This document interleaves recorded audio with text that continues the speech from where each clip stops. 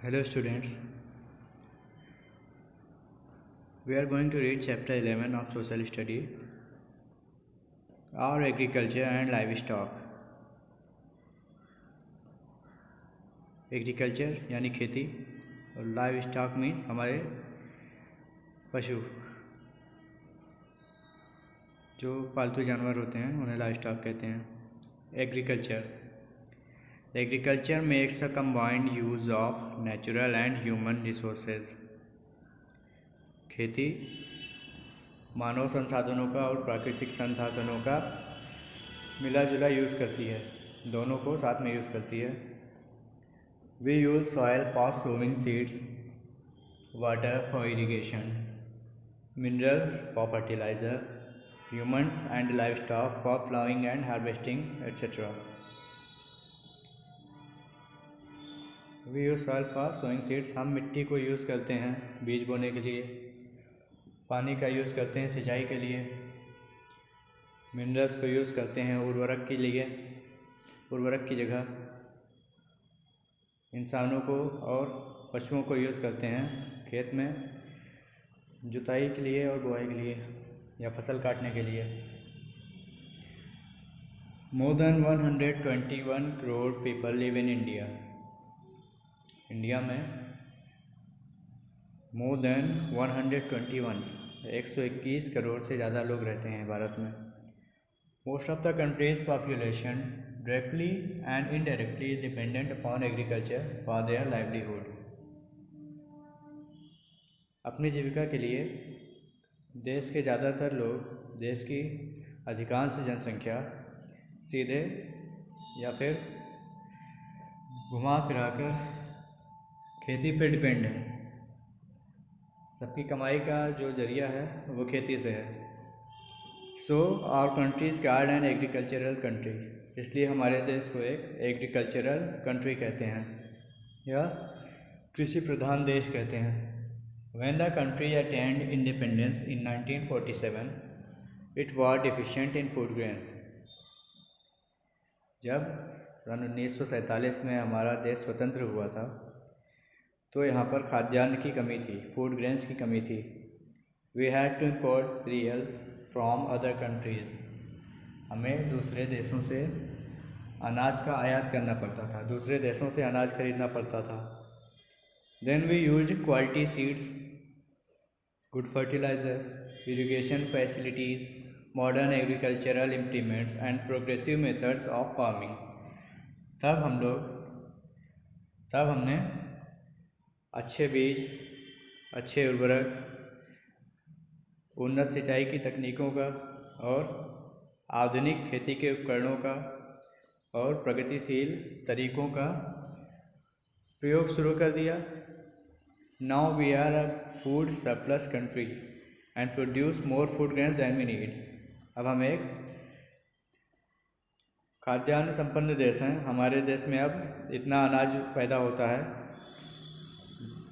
जितने की हमें ज़रूरत हो उससे ज़्यादा पैदा होता है। पहले जब आज़ादी मिली थी तो हमारे देश में फूड ग्रेन्स की कमी थी, हमें दूसरे देशों से खाने का सामान लेना पड़ता था, दूसरे देशों से अनाज लेना पड़ता था। फिर हमने quality seeds, good fertiliser, irrigation fertility, modern agricultural implements and progressive methods of farming का यूज़ किया और अब हमारे पास हमारे देश में इतना खाद्यान्न पैदा होता है जितना हमें ज़रूरत होती है उससे ज़्यादा पैदा होता है। अब हम we export food grain to other countries. अब हम दूसरे देशों में फूड ग्रेन्स निर्यात करते हैं, दूसरे देशों को फूड ग्रेन्स बेचते हैं। Green revolution, our government has plans to improve agriculture. It is helping farmers in many ways. It has built dams to provide regular supply of water through canals. Block development officers and gram sevaks means village workers guide farmers to use modern methods of farming. They help them get loans to buy tractors and other equipments and install tube wells. They provide them good seeds and fertilizers at low cost. Green revolution means हरित क्रांति। हमारी सरकार ने खेती में सुधार लाने के लिए कई योजनाएं बनाई हैं। It is helping farmers in many ways. सरकार किसानों का कई तरह से सहयोग कर रही है, कई तरह से किसानों की मदद कर रही है। It has built dams to provide regular supply of water through canals. सरकार ने बांध बनवाए हैं और बांध से it has built dams to provide regular supply of water through canals, और बांध से नहरें निकालकर सिंचाई के लिए पानी की सप्लाई दी है किसानों को। ब्लॉक डेवलपमेंट ऑफिसर्स, ग्राम विकास अधिकारी या ग्राम सेवक, ग्राम विकास अधिकारी और ग्राम सेवक दोनों किसानों को खेती के तरीके बताते हैं, खेती के आधुनिक तरीके बताते हैं। Guide farmers to use modern methods of farming. They help them get loans to buy tractors and other equipments and install tubewells. ये लोग किसानों को लोन दिलवाने में हेल्प करते हैं, जिससे किसान ट्रैक्टर या खेती के दूसरे सामान खरीद सकें, ट्यूबवेल्स लगवा सकें। They provide them good seeds and fertilisers at low cost. और वे लोग किसानों को अच्छे बीज और उर्वरक कम कीमत पर देते हैं। The government educates the farmer through Krishi Darshan programme on the television and खेती की बातें ऑन द रेडियो। सरकार किसानों को टीवी पर कृषि दर्शन प्रोग्राम चलाकर और रेडियो पर खेती की बातें प्रोग्राम चलाकर शिक्षा देती है खेती के बारे में। Many agricultural colleges have been set up to train farmers in modern methods of agriculture. कई एग्रीकल्चर कॉलेजेस खोले गए हैं ताकि किसानों को खेती की आधुनिक तरीके बताए जा सकें, खेती करने के आधुनिक तरीके बताए जा सकें, इसलिए कई एग्रीकल्चरल कॉलेज बनाए गए हैं। 10 इस प्रकार we are increasing our agricultural production every year. इस तरह हम लोग हर साल अपना कृषि उत्पादन बढ़ा रहे हैं, यानी हर साल पिछले साल से ज़्यादा फसल होती है। This increase production of agriculture is called green revolution. This increase production of agriculture, खेती का या बढ़ा हुआ उत्पादन ग्रीन रिवॉल्यूशन कहलाता है।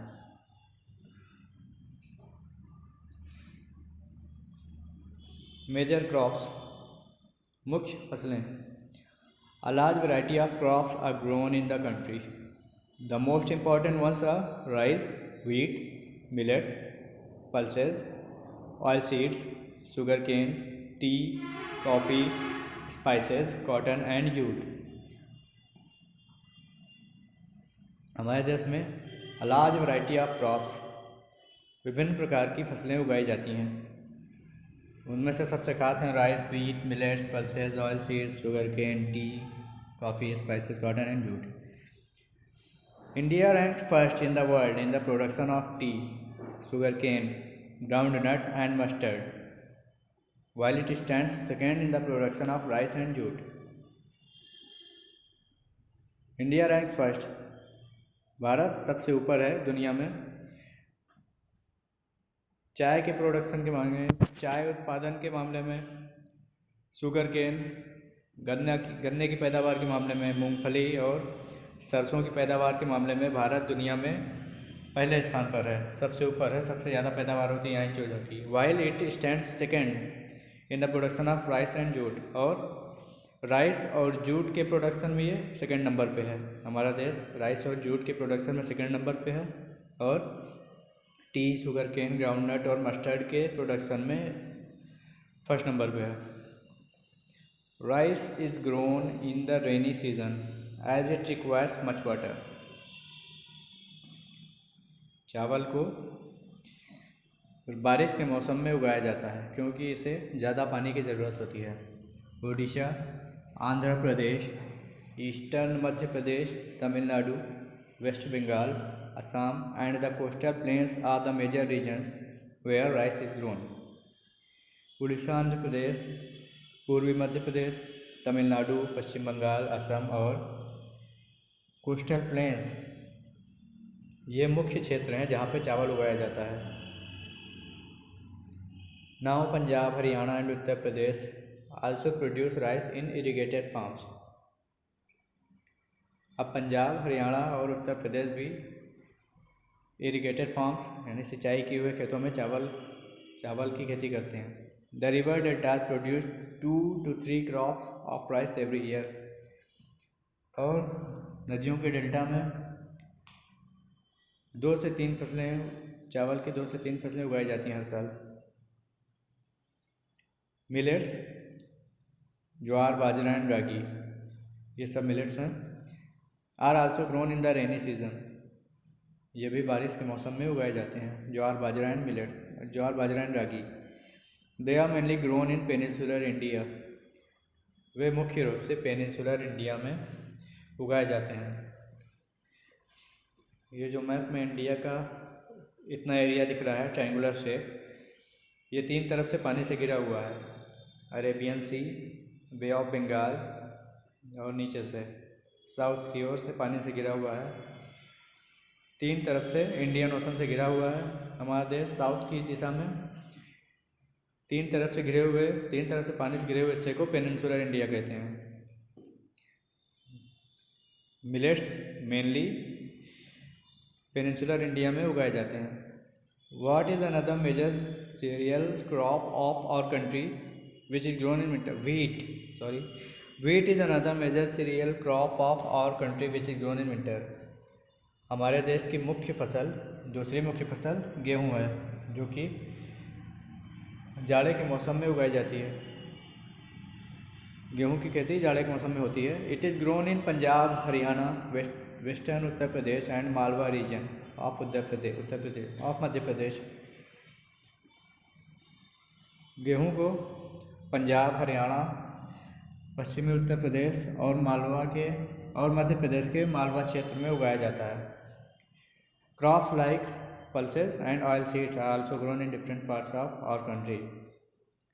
दाल और तिलहन की खेती हमारे देश के कई हिस्सों में होती है। ऑयल सीड्स यानी तिलहन, जिनसे तेल निकलता है, जैसे सरसों, तिल्ली और भी बहुत से। People generally eat food grains which grow in their own region. लोग ज़्यादातर वह खाद्यान्न खाते हैं जो उनके एरिया में उगता है। जैसे जहाँ ज़्यादा चावल उगता है वो लोग चावल ज़्यादा खाते हैं। इसी तरह से जिस एरिया में जो चीज़ की ज़्यादा पैदावार होती है, जिस चीज़ की, उस एरिया के लोग वो चीज़ ज़्यादा पसंद करते हैं, ज़्यादा खाते हैं। Wheat is mainly eaten in the north and north west of India. गेहूँ मुख्य रूप से उत्तरी और उत्तर पश्चिमी भारत में खाया जाता है। While rice is mainly eaten in the south and in the east, जबकि चावल मुख्य रूप से साउथ में और पूर्व में खाया जाता है, जिधर असम, पश्चिम बंगाल हैं, इस तरफ चावल ज़्यादा खाया जाता है। और जहाँ पे हम लोग रहते हैं नॉर्थ में, उत्तर प्रदेश में, यहाँ पे गेहूँ ज़्यादा खाया जाता है। A crop grown mainly for selling by the farmer is called cash crop. जिस क्रॉप को यानी जिस फसल को किसान लोग बेचने के उद्देश्य से उगाते हैं, बेचने के मकसद से जिस चीज़ की खेती करते हैं, उसे कैश क्रॉप कहते हैं। The major cash crops cultivated in India are sugar cane, oil seeds, cotton, jute, tea, coffee, tobacco and rubber. हमारे देश में पैदा की जाने वाली ज़्यादातर cash crops sugar cane, oil seeds, cotton, jute, tea, coffee, tobacco और रबर हैं। Cash crops not only provide raw material for industries but also, on being exported, earn foreign exchange for the country.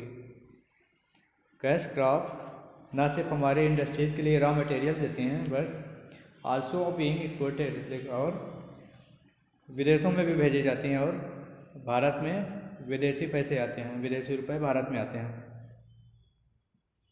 Sugar cane is a very important food crop. Sugar cane बहुत महत्वपूर्ण food crop है। It is grown on well drained fertile soil.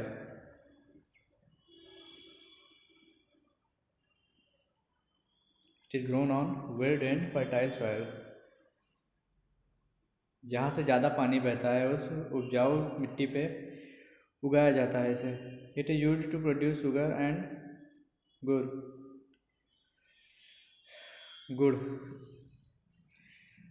या it is used to produce sugar and gur. Sugar cane का use चीनी और गुड़ पैदा करने के लिए या चीनी और गुड़ बनाने के लिए किया जाता है। गुड़ और चीनी शुगर केन से बनते हैं और इस हिसाब से जितनी भी मीठी चीज़ें बनती हैं सब शुगर केन से ही बनती हैं, क्योंकि सब में चीनी डाली जाती है या फिर गुड़ डाला जाता है। India is the world's largest producer of sugar cane. Bharat गन्ने पैदा करने वाला दुनिया का सबसे बड़ा देश है, या फिर ऐसे बोलें India is the world's largest producer of sugar cane.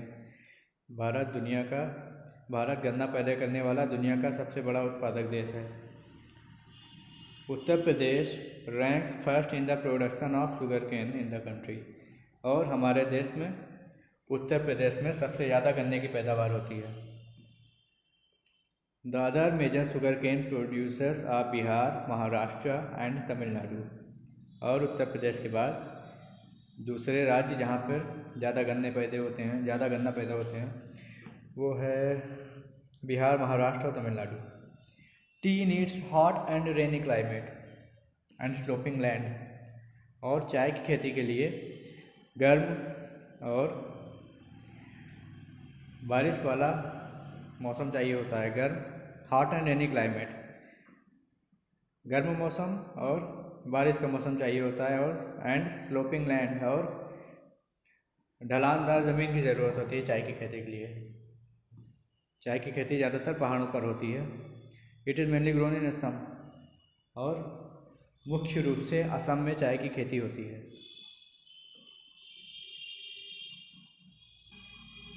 Northern part of west Bengal and the Nilgiri hills in Karnataka are the other major producers. Paschim Bengal का उत्तरी हिस्सा और नीलगिरी पर्वत, और कर्नाटक में नीलगिरी पर्वत का हिस्सा, ये दोनों भी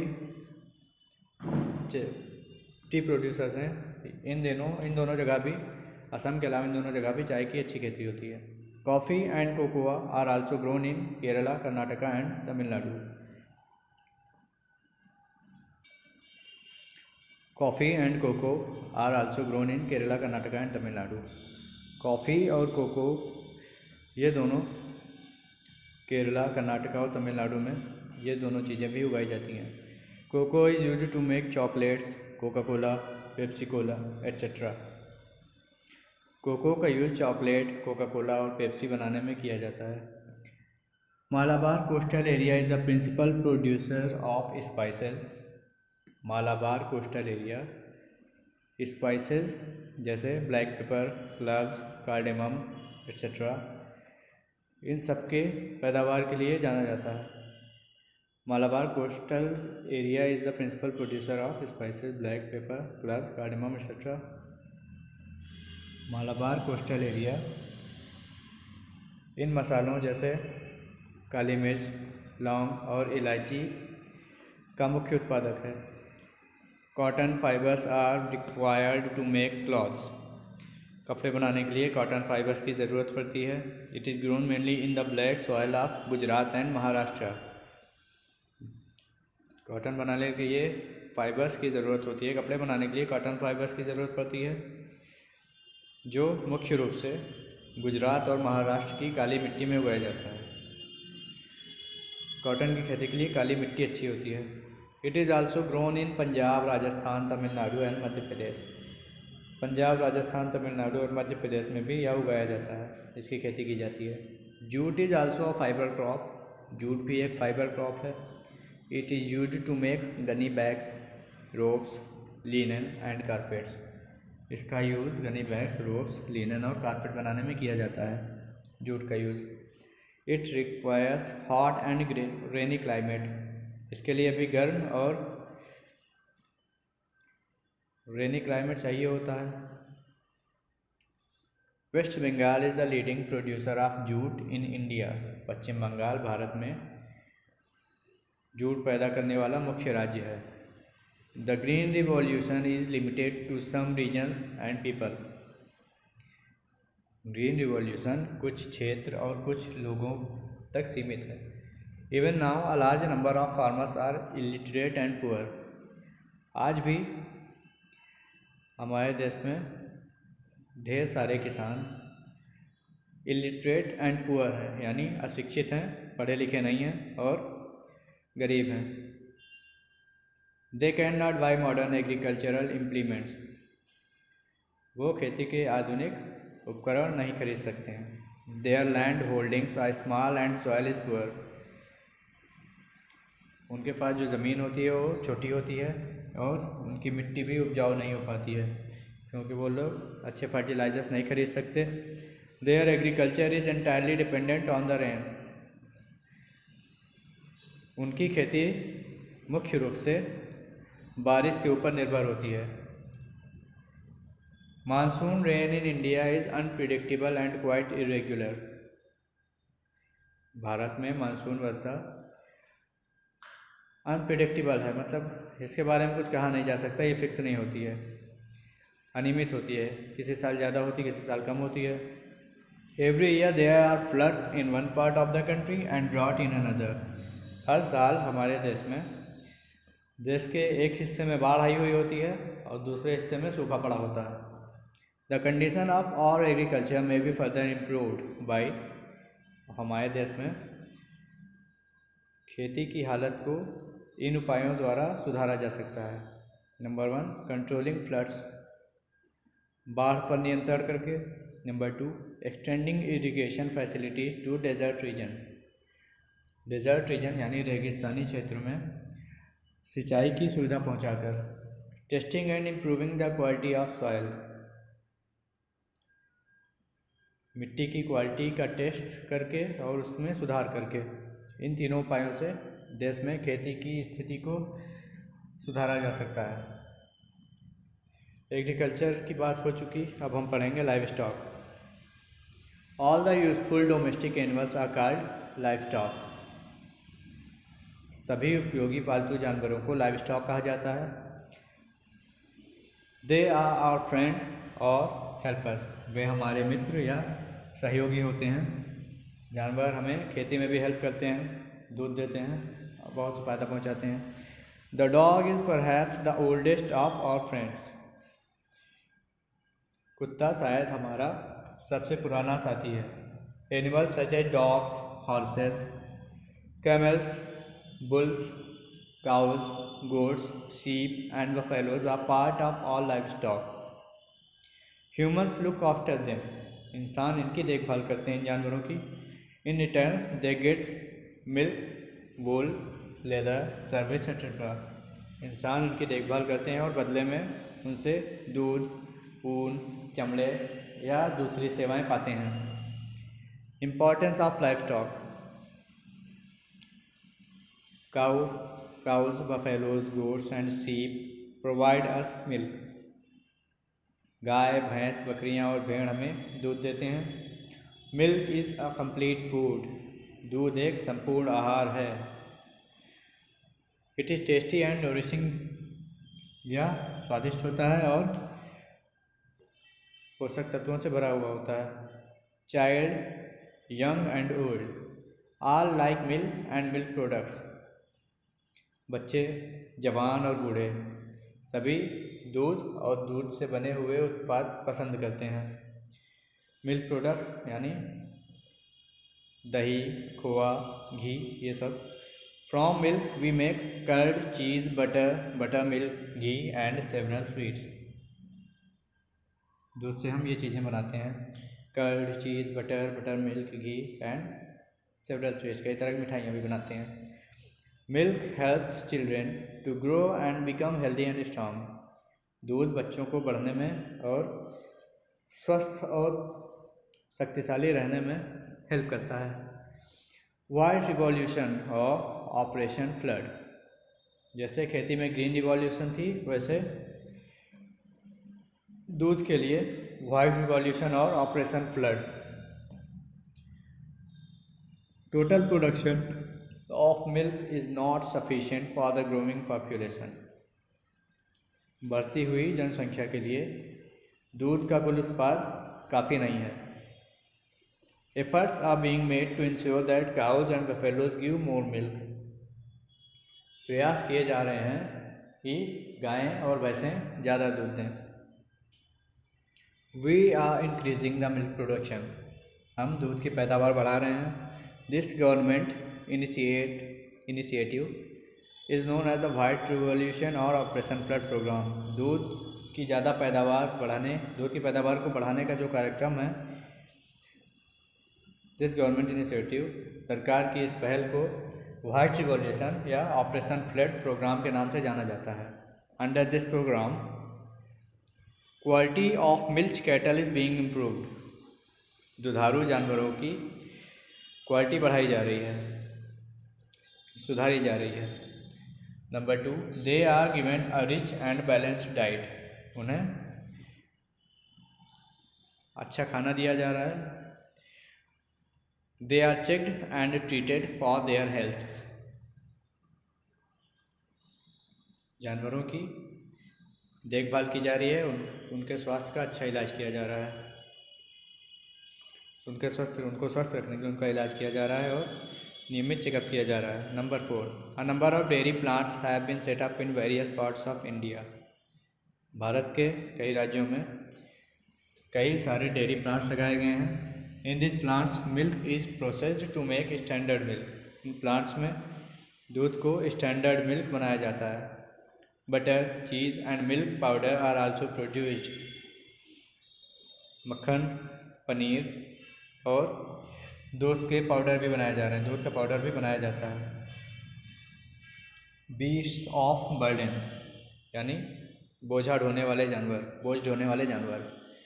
बुलक्स एंड बफेलोज, बैल और भैंस.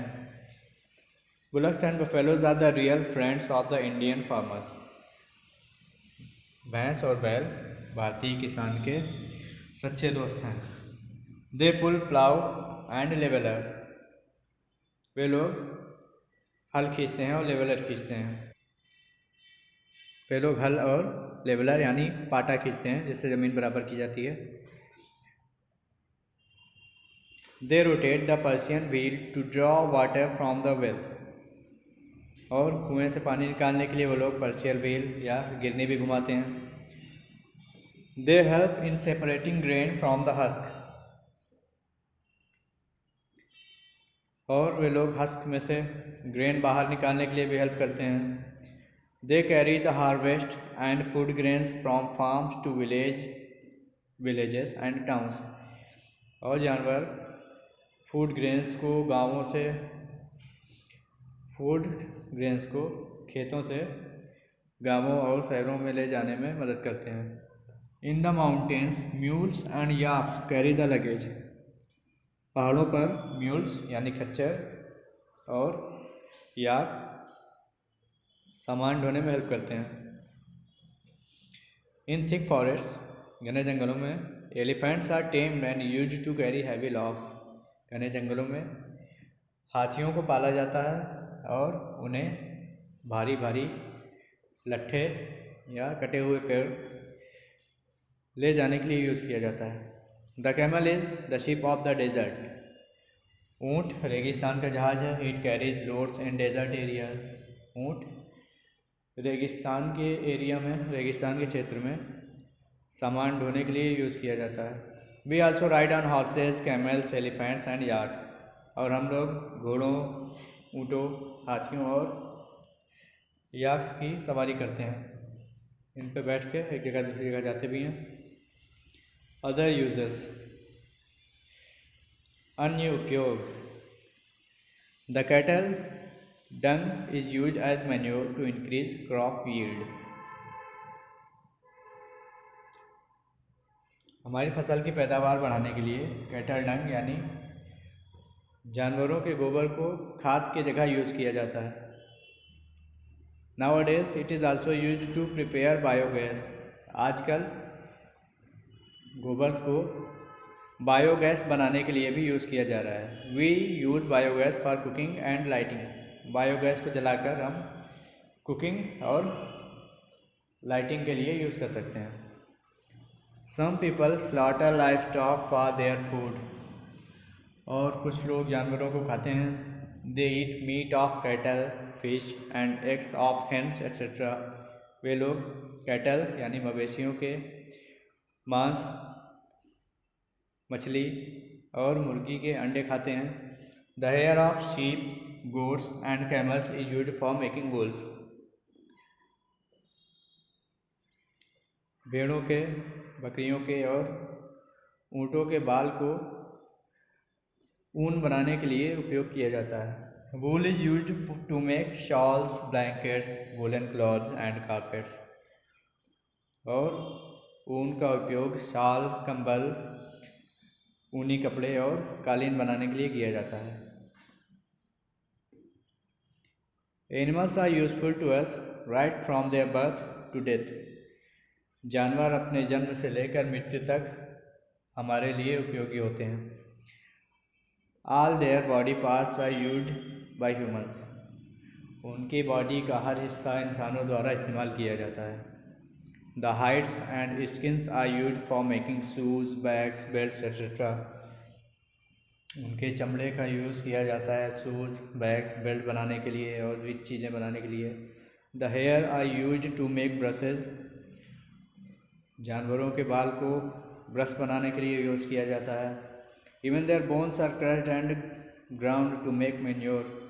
यहाँ तक कि जानवरों की हड्डियाँ भी, मरने के बाद जानवरों की हड्डियाँ भी तोड़कर खेत के लिए उर्वरक के रूप में इस्तेमाल की जाती है। खेत में खाद की तरह इस्तेमाल की जाती हैं हड्डियाँ। टेकिंग केयर ऑफ एनिमल्स, पशुओं का ध्यान रखना या जानवरों का ध्यान रखना। Generally the cattle is not properly looked after. आमतौर पर मवेशियों की अच्छी देखभाल नहीं की जाती है। They should be cleaned and fed properly. उन्हें अच्छी तरह से साफ करना चाहिए और अच्छी तरह से खिलाना चाहिए। There should be more veterinary hospitals to treat and control animal disease। और हॉस्पिटल बनाए जाने चाहिए जानवरों की बीमारियों का इलाज करने के लिए और बीमारियों को रोकने के लिए। They should be treated kindly। उनके साथ अच्छा व्यवहार करना चाहिए। Cruelty makes them sick। निर्दयता उन्हें बीमार बना देती है। Chapter finished। Classroom activity: name 2 states, regions which produce rice। Rice, cotton, sugarcane, cocoa, wheat and tea, ये सब जिन जगहों पर पैदा होते हैं उनके नाम लिखने हैं 2 जगहों के। Tick the correct answer. What is a kharif crop, rabi crop, both of these, none of these. ये सब क्या है? Wheat, wheat is a wheat kharif crop है, रबी क्रॉप है, दोनों है या कोई नहीं है। Which is the most popular beverage in India. Bharat में सबसे लोकप्रिय पेय क्या है? Cocoa, tea, coffee, milk. सबसे ज़्यादा क्या पीना पसंद करते हैं भारत के लोग? Which fibre is known as the golden fibre. Golden fibre किस फाइबर को कहा जाता है? We get wool from goat, buffalo, cow, sheep.